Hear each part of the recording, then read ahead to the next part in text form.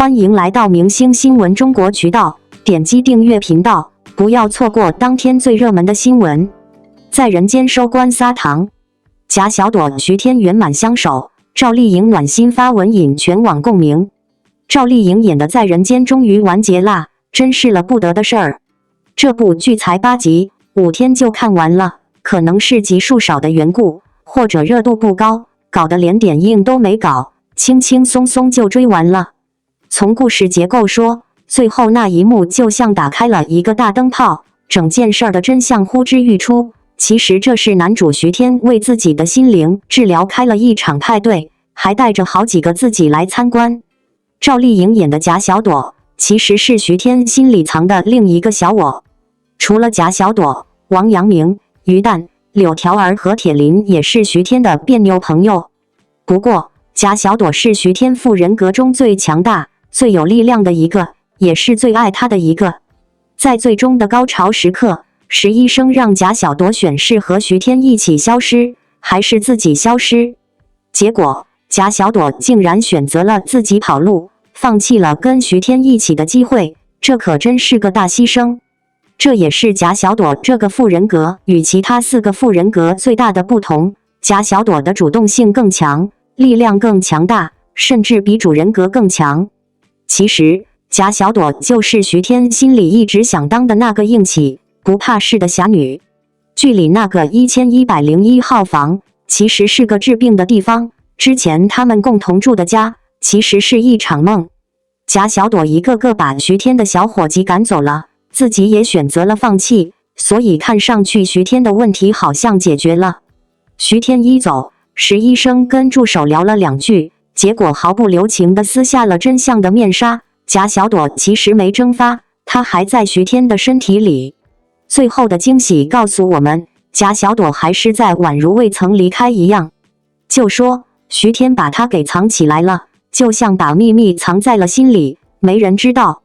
徐天和他脑子里那位贾小朵，天天乐呵呵过日子，表面上像个单身汉，其实心里有个灵魂伴侣，日子过得那叫一个滋润。简单说，徐天和他那位快乐的分身过得像个和谐的小夫妻，而贾小朵正是那个让徐天心灵平静的分身。这8集的剧情其实就跟吃白米饭一样简单，根本没啥我心里想的那种惊天逆转。我一直以为周一围演的那位石医生就是徐天心里的那个阴险小人，想借着厉害的贾小朵把徐天其他的小分身都干掉，再让贾小朵和徐天自己互撕，结果两败俱伤，最后就轮到这个坏家伙来当家做主，实现他的阴暗算盘。竟然到石医生竟是个心理医生，真是让人瞠目结舌。在人间这部作品主要讲述了在一个虚拟的世界里，角色们互相争斗和融合，深刻地挖掘了人性多面，以及如何认清和接受自己这个话题。徐天的各种性格在火车上忙着来回跑，不同的车厢就像不同的心理烦恼，比如幽闭症、偏执狂和广场恐惧症等，最后一步步走向和谐统一，反映出他内心从散架到慢慢拼齐的那种感觉。这部剧的情节和最后的结尾可真是让人争论的不可开交呀。有人觉得这剧情算是挺新鲜，但结束的像跑步回家似的，尤其是徐天为什么人格分裂这事，没深入聊聊他家庭环境啊、成长经历啥的，结果就稀里糊涂的提到童年被老爸揍、老妈不管的情节，让人感觉故事就像水面飘的蜻蜓，没碰到底。各个人格之间来回切换，简直像小孩在涂鸦，而且自恋式爱情的设定看起来太前卫、太复杂，让那些喜欢实在点的观众直呼看不懂，满头雾水，觉得没劲儿。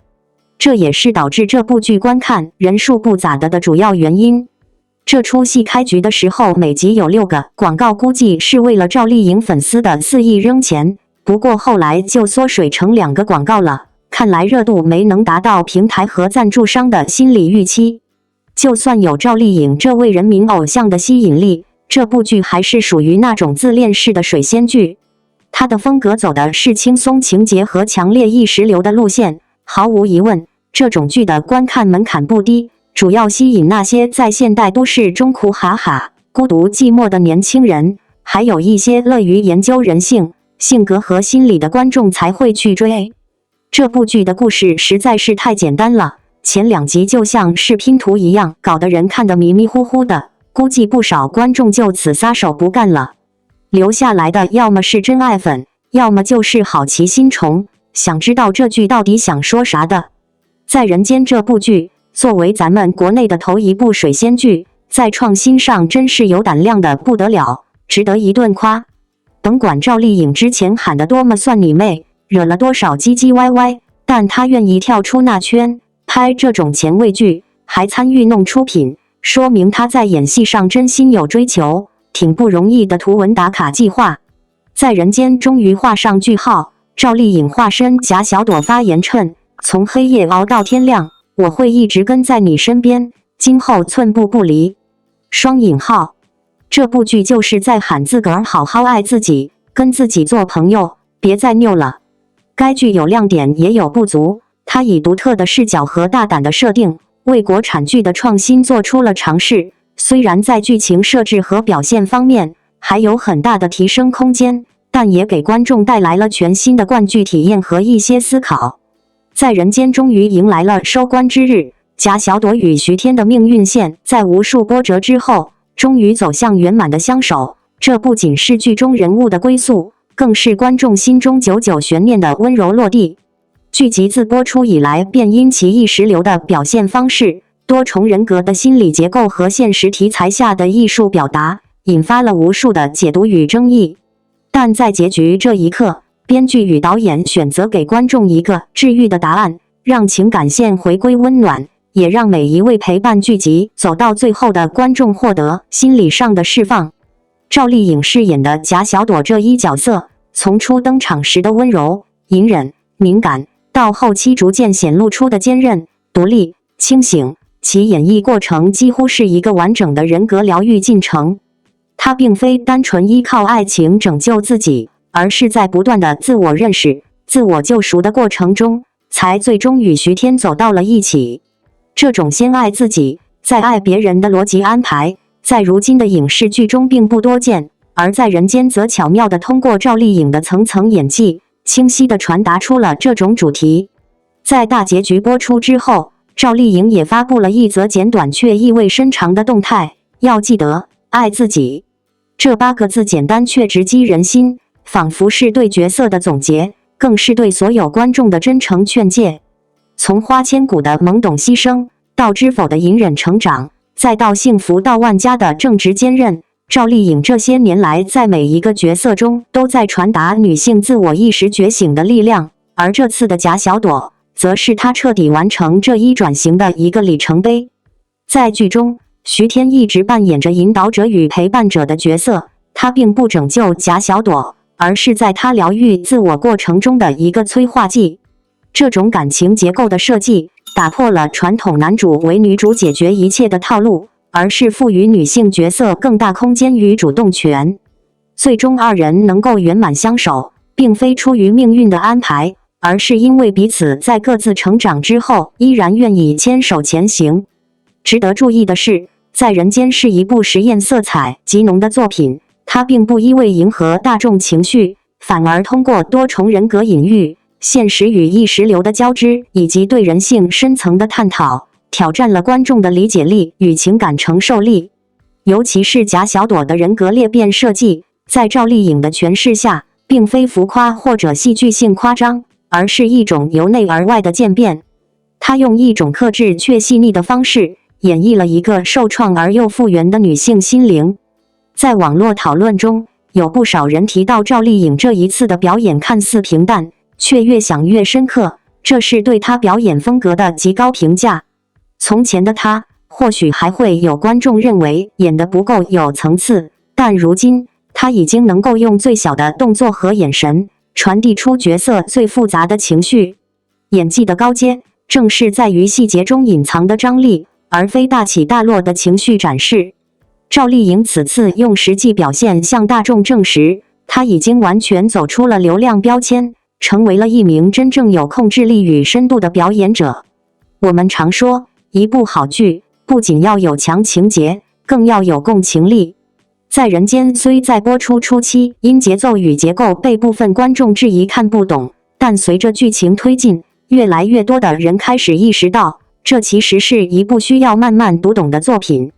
最终大结局的甜中带泪，不只是给了贾小朵和徐天一个交代，更给了每一位在现实中也有伤痕、有挣扎的观众一次疗愈的机会。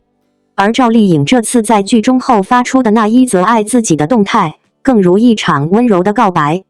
她没有宣扬角色有多难演，也没有借机宣传自己有多拼，而是选择将所有焦点回归到女性自爱的根本上。这种成熟而克制的表达，恰恰体现了她在演员之路上的一种深沉与自省。赵丽颖如今早已不再是那个在流量风口上被推动前行的偶像，她是一个真正为角色沉下心来、为观众发声的演绎者。对于观众而言，在人间的结局虽然意味着一段追剧旅程的结束，但却开启了一段对自我内在情感的思索。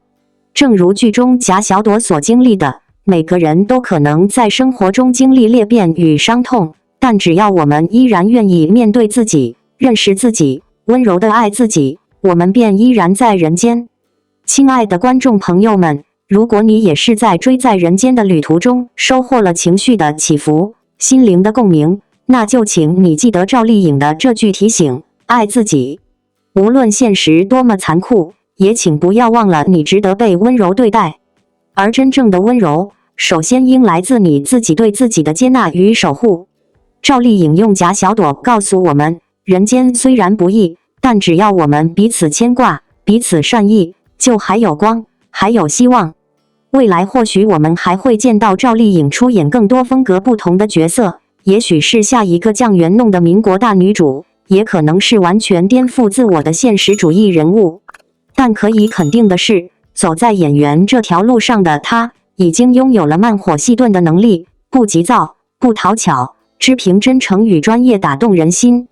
愿她的每一个角色都能成为我们现实生活中勇敢走下去的某种力量，也愿我们每一位观众都能如她所说，学会爱自己。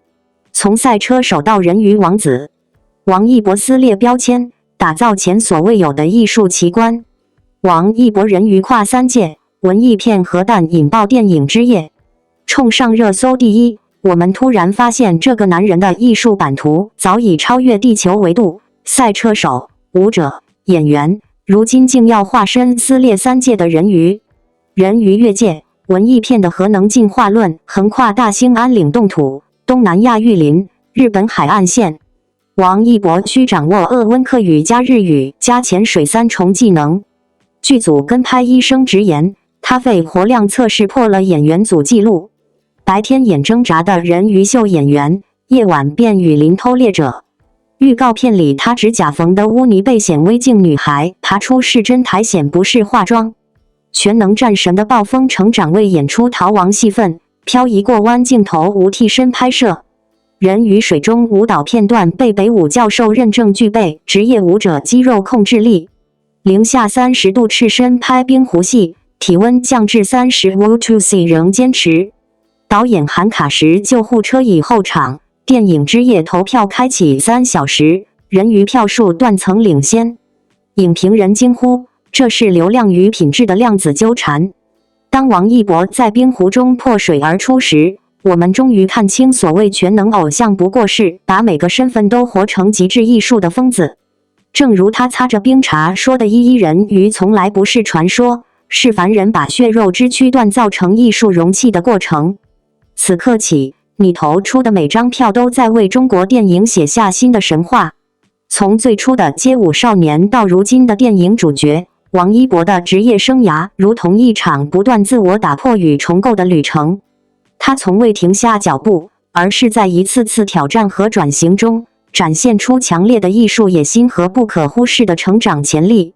而此次在电影《人鱼》中，王一博再次突破自我，不仅从赛车手身份跳脱而出，更以一种近乎极致的方式呈现出人鱼王子的唯美与深邃，让观众感受到前所未有的艺术奇观。王一博的标签向来鲜明，他是歌手，是舞者，是演员，是赛车手，是综艺中的冷面少年，更是无数粉丝心中不善言辞却无比努力的代名词。也正因为这些标签太过鲜明，一度让人对他的期待有了定向思维。他是否只适合动作类角色？他能不能演出复杂的情感层次？他是否可以打破现有人设，走向真正意义上的多元艺术道路？人鱼几乎是一记响亮的回应。这部作品并不依赖于宏大叙事或强烈动作，而是用一种静的力量诠释人与自然、现实与幻境的关系。在海浪的浮动间，在角色的沉默凝视中，王一博饰演的人鱼不再是传统意义上的神话生物，而是一个渴望理解、探寻自由与存在意义的灵魂。这种内敛却饱含情感的演绎方式，对演员的控制力和感知力提出极高要求。而王一博用他那份近乎固执的专注与深思，将这一切变成现实。从造型上看，人鱼中的王一博打破了偶像的安全美学，裸色皮肤、闪光的尾鳍、略带疲惫却纯净的眼神，这些细节共同组成了一个梦幻却真实的存在。他不是舞台上光芒万丈的少年，而是一个在深海孤独中挣扎、渴望理解的灵魂。许多观众看完影片后评论说，这是王一博演得最不像王一博的一次，却也是最让人动容的一次。他用极少的台词、极克制的肢体，完成了情绪的层层堆叠和角色的灵魂丰满。更重要的是，这个角色背后传递出的主题，与王一博的成长轨迹形成了奇妙的呼应。他曾是娱乐圈的沉默者，在喧嚣中保持低调，以行动代替语言。他不善言辞，却在舞台与镜头前持续释放张力。他极少对外表达梦想，却始终在不同的领域中默默拓展可能性。从陆地到深海，从舞台到银幕，他每一次选择都像是与世界进行一次新的对话。而人鱼正是这种艺术对话的巅峰之作。有人说，这部作品本身就是一场隐喻。王一博本就是那只被现实世界误解的人鱼，既孤独又炽热，既敏感又坚定。他的沉默不是逃避，而是蓄力；他的克制不是冷漠，而是为了精准表达。在人鱼中，他终于完全摆脱了偶像的人设，成为一个拥有完整故事弧线与情感深度的艺术表达者。值得一提的是，人鱼的视觉表达也为王一博的表演加分不少。大量水下实拍镜头对演员的体能和状态控制提出极高挑战。据幕后团队透露，王一博在拍摄前经历了系统的潜水训练，为了追求最真实的画面，他坚持亲自下水，反复拍摄。每一次换气，每一次浮沉，都是在与自然抗衡，也是与自己较劲。他曾在采访中提到，真正的表达是要经历不舒适的。这句话不仅印证了他对角色的投入，更是他职业信条的缩影。而粉丝对此的反馈也证明了他的努力没有被辜负。在社交平台上，无数网友留言表示，王一博真的越来越像一个艺术家，而不是被标签定义的流量演员。这是我第一次因为他演绎的孤独感而落泪。他让我重新思考了人鱼的意义，不再是童话，而是现实中的隐喻。这些声音既是认可也是期待。王一博此次的突破，不仅仅是一次角色上的胜利，更是一种行业意义上的突破。他用人鱼告诉我们，流量和艺术并非天然对立，只要愿意深入挖掘、真诚表达，每一个流量偶像都可以拥有自己的艺术时刻。而王一博正在用自己的方式，为新时代的青年演员树立一种可能：你可以酷，可以美，可以沉默，也可以深邃，可以感性，可以震撼人心。最后，我们也想借此机会对每一个喜爱王一博的观众说一声，请继续相信他，相信他的选择，相信他的眼光，相信他在安静中蓄积的力量。他不急于证明自己，却从未停止前行。他也许不会大张旗鼓地宣告每一次转型，但总会在你不经意间带来真正的惊艳。王一博就是这样一个人，他在沉默中发光，在努力中逆袭，在人鱼的波光之下，悄然展开属于自己的艺术翅膀。未来的王一博会去向哪里？也许还会有新的角色、新的身份，也许还会有更极致的挑战和变化。但无论走到哪一步，我们都相信他已经不再只是那个在舞台上热血跳舞的少年，而是一个真正的表达者，是用镜头传递情感、用作品述说信念的表演者。他以沉静为剑，撕裂标签，用每一部作品慢慢雕刻出属于自己的艺术奇观。感谢您观看视频。如果您觉得本时事通讯有用，请不要忘记点赞、评论和订阅。祝您生活愉快，充满活力。再见。